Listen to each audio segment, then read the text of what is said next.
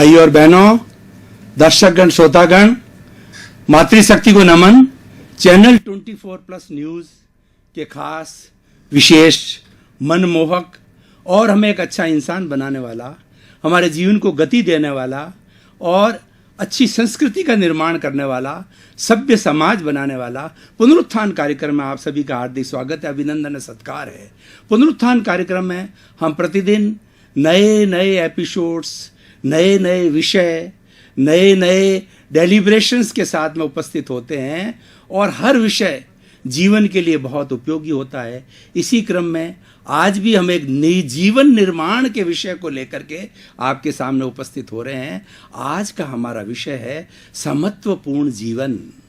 भाई और बहनों, दर्शकगण, श्रोतागण, हमारी पूरी भारतीय संस्कृति के जितने भी धर्म ग्रंथ है और जितनी भी आइडियोलॉजीज है, जितनी भी परंपराएं, जितनी भी ट्रेडिशंस है, सभी ने एक मत, एक ध्वनि से ये माना है कि मनुष्य जीवन सर्वश्रेष्ठ जीवन है।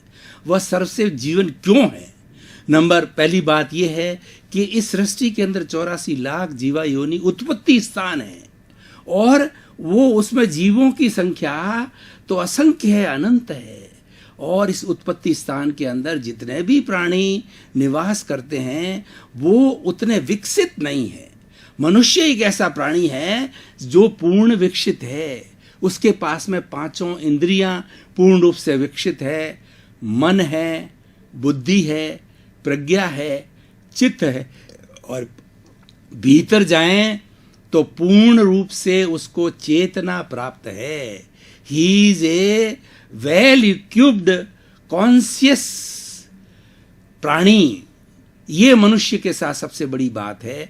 और दूसरा, हमारे धर्म ग्रंथों ने यह माना है कि जो हमारा पुरुषार्थ चतुष्टय है, काम, अर्थ, धर्म और मोक्ष, चौथा जो हमारा मुख्य जो उद्देश्य है, उस उद्देश्य की प्राप्ति मनुष्य कर सकता है।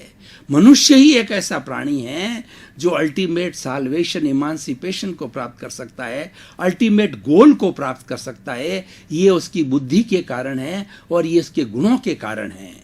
अब हम जब इतना बात है कि मनुष्य इतना महत्वपूर्ण व्यक्ति है तो उसका जीवन भी महत्वपूर्ण होना चाहिए। उसके महत्वपूर्ण जीवन को बनाने के लिए क्या क्या करना चाहिए, उसकी भी हमें ट्रेनिंग ली जानी चाहिए, उसका भी हमें प्रैक्टिकल नॉलेज होना चाहिए। वही आज हम इस एपिसोड के अंदर बताना चाहेंगे कि अगर व्यक्ति अपना जीवन अच्छा बनाना चाहता है तो समत्वपूर्ण जीवन होना चाहिए। जीवन का अर्थ होता लाइफ। सुबह से शाम तक हम जीते हैं, जो कार्य करते हैं, ये लाइफ स्टाइल कहलाती है। और ये लाइफ स्टाइल के बाद में जितने दिन हम जीते हैं, जितने वर्ष हम जीते हैं, इसका पूरा टोटल है वह जीवन कहलाता है, पूरी लाइफ कहलाता है। तो अब वो लाइफ जो है हमारी समत्वपूर्ण होनी चाहिए। समत्वपूर्ण का मतलब समभाव पूर्वक होनी चाहिए, बैलेंस्ड होनी चाहिए, इक्विलिब्रियम होना चाहिए उसके अंदर। और वह बैलेंस कब हो सकती है? जब हम समता का भाव रखें। समता का अर्थ होता है कि समभाव के अंदर रहना। हमारे को चाहे निंदा हो, चाहे हमारी जो प्रशंसा हो, चाहे हमको लाभ हो, चाहे हमको हानि हो, चाहे हमारी बुराई हो, चाहे हमारी अच्छाई हो, चाहे हमको अच्छा भोजन मिले या काम चलाऊ भोजन मिले और हमको कभी एसी मिले या कभी गर्मी मिले, हर परिस्थिति के अंदर अनुकूल प्रतिकूल परिस्थिति, प्रियता अप्रियता के अंदर हम अपने आप को बैलेंस्ड रख सकें। और बैलेंस्ड की जहाँ तक बात है, ये सृष्टि का नियम है। ये सृष्टि बैलेंस्ड होने पे टिकी हुई है। विज्ञान की परिभाषा में चलें तो हर वस्तु का सेंटर ऑफ ग्रेविटी होता है। अगर सेंटर ऑफ ग्रेविटी जो है वो बैलेंस्ड है तो वस्तु टिकी हुई है। और उसकी CG, centre of gravity, disturb हो गई तो वह व्यक्ति टॉपल डाउन हो जाता है, गिर जाता है। जैसे हम चल रहे हैं, हम सीधे सीधे चल रहे हैं, दोनों पाँव के ऊपर हमारा बराबर जोर आ रहा है और हम बैलेंस चल रहे हैं तो आराम से हम 2, 5, 10, 20 किलोमीटर चल सकते हैं। और एक पाँव पे कभी भार कम आया और दूसरे पे ज़्यादा आया और हमारी CG, centre of gravity disturb हुई तो हम टॉपल डाउन हो सकते हैं। जितनी भी ये वस्तुएं गिरती है, टॉपल डाउन होती है, वो अनबैलेंस्ड होकर के गिरती है और सेंटर ऑफ ग्रेविटी डिस्टर्ब होने से गिरती है।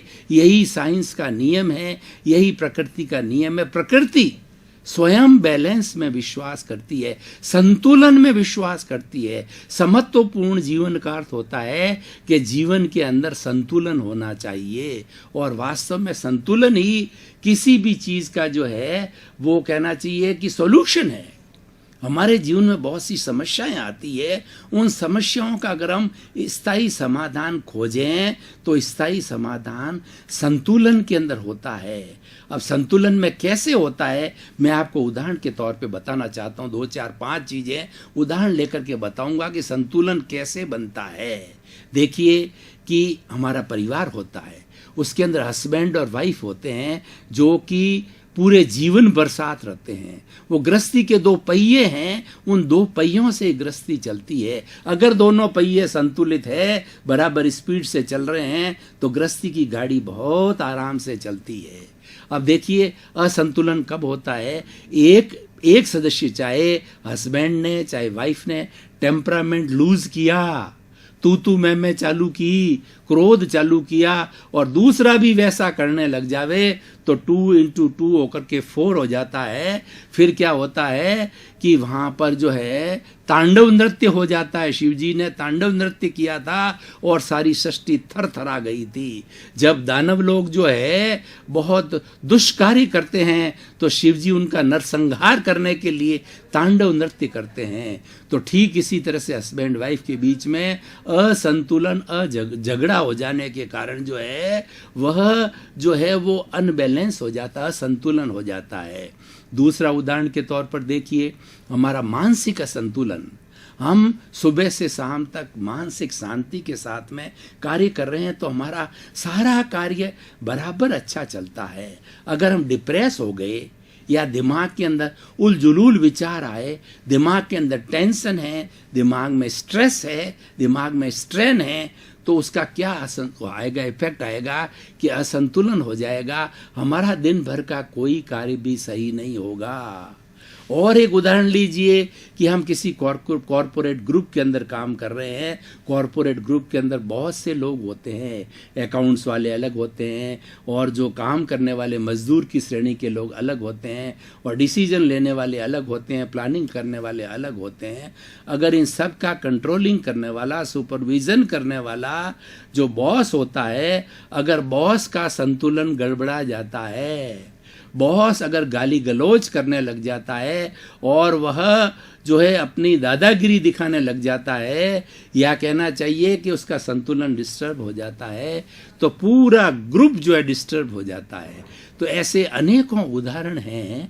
वो खाली आज का विषय हमारा नहीं है कि ऐसे बहुत से उदाहरण हैं जिससे कि असंतुलन हो जाता है, और उस असंतुलन का नतीजा क्या होता है कि हमारा वर्क डिस्टर्ब हो जाता है, और हमारा वर्क के अंदर जो एफिशिएंसी आनी चाहिए वो एफिशिएंसी नहीं आती है। हम समत्वपूर्ण जीवन की बात कर रहे थे, पर प्रश्न यह है कि समत्वपूर्ण जीवन को हम कैसे प्राप्त करें। उसके कुछ सूत्र होने चाहिए। उस सूत्रों की हम चर्चा करते हैं कि समत्वपूर्ण जीवन प्राप्त करने के लिए, उसको प्रैक्टिकल लाइफ के लाने के लिए कुछ सूत्र मैं आपको दे रहा हूं। पहला सूत्र यह है कि धीरज, धैर्य जो है एक बहुत बड़ी व्यक्तित्व की क्वालिटी है, एक बहुत बड़ा मानवीय गुण है, और धैर्य रखने वाला, पेशेंस रखने वाला हमेशा अच्छे परिणाम प्राप्त कर सकता है। थोड़ा लगता यह है कि धैर्य रखने से मेरा टाइम खराब हो रहा है, समय ज्यादा लग रहा है, लेकिन उसके परिणाम जो है ना बहुत ही अच्छे आते हैं। उदाहरण के तौर पर मैं आपको बताना चाहता हूं कि मान लीजिए कि हमारा सड़क पर चलते चलते कोई दुर्घटना हो गई, और दुर्घटना होते ही सामने वाले व्यक्ति ने बोलना चालू किया और हमने भी बोलना चालू किया, तो तू मैं हो जाती है, और बात बहुत ज्यादा बढ़ जाती है, पब्लिक इकट्ठी हो जाती है, मारपीट हो जाती है, गुटबाजी होती है और सांप्रदायिक दंगा भी हो सकता है, तोड़ फोड़ भी हो सकती है, कोर्ट केस भी हो सकता है, पुलिस कार्रवाई भी हो सकती है। यानी बात कितनी बढ़ सकती है उसका कोई अंत नहीं है। लेकिन दोनों में से एक व्यक्ति धीरज रखे, एक व्यक्ति ने कोई अपनी बात कही और उसके बाद में धीरज रखने वाला व्यक्ति पेशेंस से बात करे कि भाई साहब चाह कर कोई ये कार्य नहीं करता है, आप भी अपनी साइड पे सही थे, मैं भी अपनी साइड पे सही थे, ये नियति का योग है, कुछ अनबैलेंस हो गया, उस अनबैलेंस होने के कारण में ऐसा हुआ है, तो हमें देख लेना चाहिए इसके अंदर किसकी क्या गलती है, और अगर किसकी मेरी गलती आपकी गलती है तो हम एक दूसरे से सजा प्राप्त करने को तैयार हैं। क्योंकि जो व्यक्ति गलती करता है तो उसको सजा प्राप्त करने के लिए भी तैयार रहना चाहिए। ये प्रकृति का नियम है। प्रकृति मां भी यही कहती है कि तुम सावधानी हटी और दुर्घटना घटी, तुमने कोई भी गलती करी तो उसका पनिशमेंट प्राप्त करो। ये भगवान के घर का नियम है कि आपने सावधानी, अजागरूकता, केयरलेसनेस, प्रमाद किया तो उसका आपको कुछ न कुछ खामियाजा जरूर भुगतना पड़ता। उस खामियाजा को हम गलती कहते हैं। तो धीरज हमेशा हर कंडीशन में अच्छा रहता है और समत्वपूर्ण जीवन जीने वाला व्यक्ति चाहता है उसको धीरज रखना बहुत जरूरी है। दूसरा, इंद्रिय निग्रह। हमारे पास में 5 ज्ञानेंद्रियां हैं और यही ज्ञानेंद्रियां कर्मेंद्रियां हैं।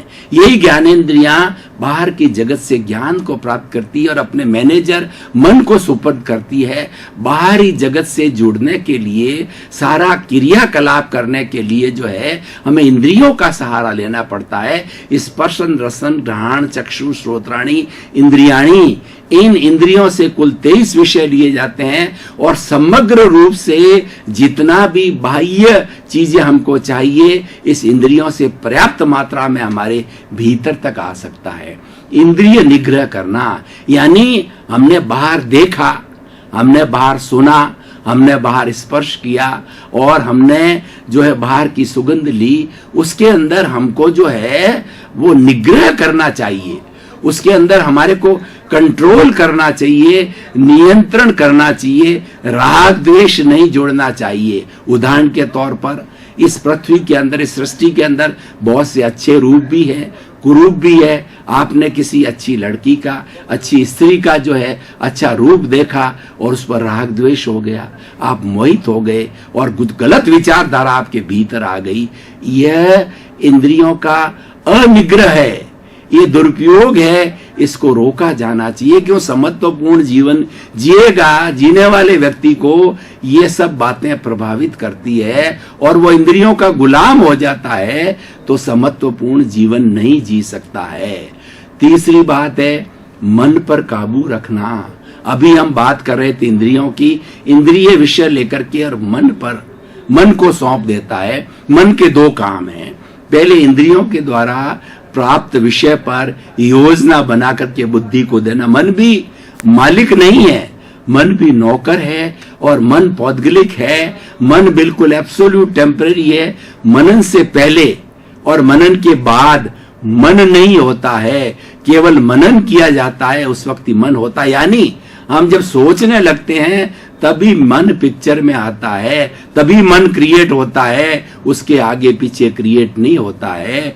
तो मन भी जो है चित्त और बुद्धि के अंडर काम करने वाला नौकर है। ये चित्त का नौकर है मन, और चित्त ही मन को प्रभावित करता है और चित्त के जो है वो विक्षेपित होने के कारण मन विक्षेप हो जाता है। हम कहते हैं कि मन बहुत चंचल है, लेकिन ये चंचलता चित्त से आती है और चित्त भी क्या करे, ये चंचलता जो है वो आती है बहुत भीतर से आती है। ये हमारे कार्मण शरीर से आती है। जैसे हमारी गंगा जो है वो शिव जी की जटा से निकली, उसका मूल स्थान है शिव जी की जटा कहा जाता, वहां से निकली है। तो इसकी गंगोत्री जो है ना वो हमारे कार्मण शरीर में है। खैर ये लंबा विषय है। तो मैं ये कहना चाह रहा था कि मन को नियंत्रण में रखना चाहिए, कि मन जैसा सोचे वैसा करना नहीं है। समत्वपूर्ण जीवन जीने वाले व्यक्ति को मन की अच्छी बात को फॉलो करना है, और मन कोई गलत राय देता है तो वह कार्य नहीं करना है। उसी तरह से बुद्धि भी सुबुद्धि होती है और कुबुद्धि भी होती है। समत्वपूर्ण जीवन जीने वाले को सुबुद्धि में ही रहना है, कुबुद्धि को अवॉइड करना है, उसे मालिक बनना है, उसको इंद्रियों का, मन का, बुद्धि का, चित्त का मालिक बनना है। और वैसे सबकी मालिक आत्मा है, भीतर विराजमान शुद्ध आत्मा भगवान सबकी मालिक है। और चित्त जो कहा जाता है कि आत्मा अनंत चित्तों वाली है, यानी आत्मा की जो शक्ति है अलग अलग डायरेक्शन में जाती है। डाइजेशन सिस्टम को जाती है, हर कोशिका को जाती है, चित्त को जाती है, मन को जाती है, हर पांचों इंद्रियों को जाती है। पूरे शरीर में जितने अवयव है वो सभी अवयव फंक्शन क्यों करते हैं कि मालिक की शक्ति आने के बाद करते हैं। अगर मालिक की आत्मा की शक्ति नहीं आती है तो राम नाम सत्य है। मैं आपसे प्रश्न पूछना चाहता हूं भाई और बहनों, क्या आप डेड बॉडी से काम करा सकते हैं? क्या डेड बॉडी जो है वो जिस तरीके से एक जीवित व्यक्ति जो है संचालन करता अपना बॉडी का, बोलने का, चालने का, हरकत करने का, वैसा डेड बॉडी कर सकती है क्या? नहीं कर सकती, क्योंकि उसका जो भीतर विराजमान शुद्ध आत्मा भगवान मालिक था वो निकल गया, वह अजर अमर है। और ये बेचारी जड़ पौधगलिक जो बॉडी है वो पीछे पड़ी रहती है, छूट जाती है। तो इस तरीके से हमें मन का नियंत्रण करना और समत्व जीवन जीने के लिए अगली बात है हर व्यक्ति का सम्मान करना। जब तक हम दूसरे का सम्मान करना नहीं सीखेंगे तब तक हमारा सम्मान नहीं हो सकता। सम्मान के अंदर गिव एंड टेक का फॉर्मूला चलता है। अगर आप दूसरे को सम्मान देते हैं तो निश्चित तौर पे उसको सम्मान मिलेगा। हम प्राय शिकायत करते हैं कि लोग हमारी इज्जत नहीं करते हैं, तो उसका कारण यह है कि हम लोगों की कितनी इज्जत करते हैं, और उसी कारण से जो बढ़ता है। और सम्मान करने का अर्थ ये होता है हम शिष्टाचार से पेश आवे लोगों के साथ में। और इस प्रकृति के अंदर भी 84 लाख जीवा योनियां है, पेड़ है, पौधे है, पशु है, पक्षी है, जीव जंतु है और पालतू जीव है, और उसके बाद में वाइल्ड एनिमल्स है, बहुत से जीव हैं। सबको हम सम्मान करें, यानी सबको हम किसी को उत्पीड़न नहीं करें, किसी को मारें नहीं, और मनुष्य के साथ के अंदर बुरा बर्ताव नहीं करें, उस पर क्रोध नहीं करें। इस तरीके से सम्मान करेंगे तो हमारा जीवन समत्वपूर्ण होगा और अच्छा जीवन होगा। अब आगे बढ़ते हैं तो और क्वालिटी समत्व जीवन की क्या है? सूत्र है, वो सूत्र है विधायक भाव।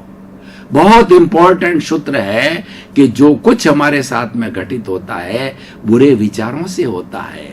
बुरे विचार हमारे दिमाग में आते हैं, उसका प्रभाव हमारा मन पर होता है, इंद्रियों पर होता है, चित्त पर होता है, बुद्धि पर होता है, पूरे शरीर पर होता है। और बुरे विचारों से जो है हमें साइकोसोमेटिक डिजीजेस हो जाती है।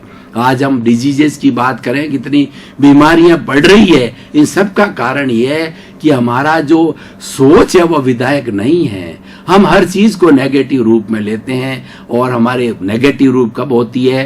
क्रोध, अहंकार, माया, लोभ, मत्सर और घृणा, ईर्ष्या, जलन, इन सब चीजों, इन नेगेटिविटी से जो है हमारे विचार अशुद्ध होते हैं, और उससे हमारे भीतर के रसायन बदल जाते हैं, और हमारी जो शेल है, शेल्स कोशिकाएं हैं, वो खराब हो जाती है। कैंसर तक को कैंसरियस सेल बन जाती है, वो अविधायक भावों से, नेगेटिव थॉट्स के कारण में वो शेल्स बनती है। इसीलिए हमें जो विधायक भावों को रखना चाहिए, जो विधायक भावों को हमेशा रखता है। और कभी अगर मान लो कभी बुरे विचार भी आ जाते हैं तो तुरंत हमें बोलना चाहिए सॉरी, मिच्छामि दुक्कडम, तो विधायक भाग चला जाता है। ये अभ्यास करने की चीज है।